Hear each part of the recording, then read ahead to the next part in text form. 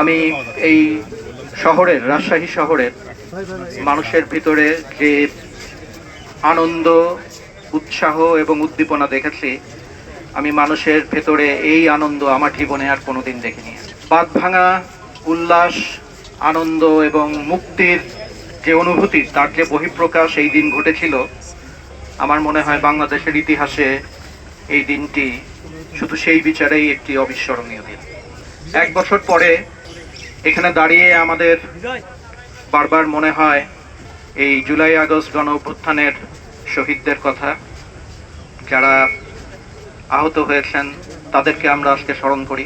তাদের প্রত্যেকের জন্য আমরা মহান আল্লাহ পাকের দরবারে দোয়া করি এবং একই সাথে আজকে আমাদের একটু হিসাব মেলানোরও দিন।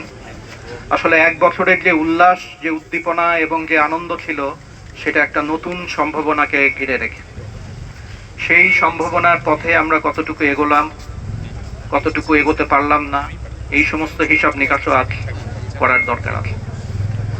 তো আমি এই র্যালিতে যারা উপস্থিত আছেন, সর্বস্তরের ছাত্র জনতা, আমাদের বিশ্ববিদ্যালয়ের আমার অতি সম্মানের সহকর্মী এবং শিক্ষক মণ্ডলী, প্রশাসনের সাথে যারা আছেন, কর্মচারী কর্মকর্তা, তাদের সবাইকে অভিনন্দন জানাই এবং স্বাগত জানাই।